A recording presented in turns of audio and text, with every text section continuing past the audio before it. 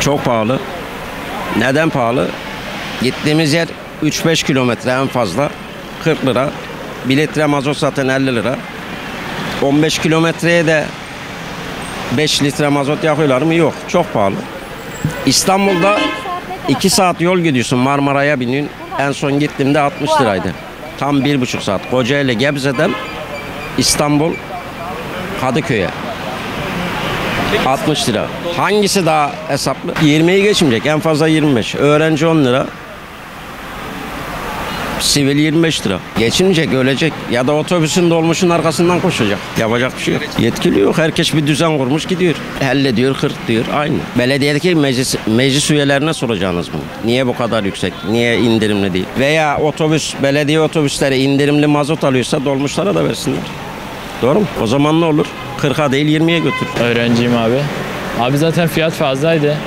Üstüne hala katmışlar. Abi öğrencileri de zorlar, yaşlıları da zorlar bu durum. Yani tek bizi de değil.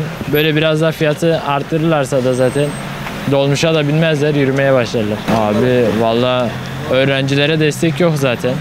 Destek olmadığından üstüne böyle fiyatın arttırılması öğrencilere böyle zulüm gibi bir şey. Eğitim sistemi zaten iyice kötü oldu. Mesela ben lisede okuyorum abi. Sıkıntı ya. İster maddi durum konusundan, ister ders konusundan abi her türlü zorluyor. Ya abi valla çok kötü ya. Durumumuzda öğrencilere hiç destek olmuyorlar yani. Durumumuzdan kötü, bir de 5 lira daha artınca bir indirim yapmaları lazım bence de. Yetmiyor yani. Evde zaten kantin paraları falan da çok fazla olduğu için bir de dolmuşa para verince para kalmıyor yani. Ya abi bence çok kötü yani. Bir indirim yapmaları lazım zam yerine. Abi şimdi asgari ücrette 22.000 ne kadardı abim? 200 lira değil mi? Şimdi abi asgari ücret her şeye zam geliyor. Bu asgari ücrette neden zam gelmiyor abi? Şimdi biz bu gençler nasıl evleneceğiz abi bu gidişle? Asgari ücret 22 milyar, 22 milyar yetmiyor ki bize. Masrafıdır, odur budur. Bak bir dolmuş 40 lira olmuş. Git gel 80 lira yapıyor. Günlük 100 lira. Zaten aylık 4.000 lira dolmuş parası. Ya bu geri masraftır, yeme içmedir. Bir şey kalmıyor yani abi. Bu gençler böyle bu gidişle evlenemez abi. Bir ev kirası olmuş yıllık 100.000 ya da aylık mesela başka bir yerde 20'dir, 30'dur. Ama adam asgari ücret çalışıyor 20 milyar. Kirada 30.000 lira olsa bu adam nasıl geçinecek? Hayır, doğru bulmuyorum abi. Zam olmayacak abi. Şimdi 40 lira dolmuş olur mu Allah için ya? Biz öğrenci adamız abi, işimize gücümüze bakıyoruz ama yani yetmiyor yani, kurtarmıyor yani bu. Lütfen şu zamları yapmayın lütfen.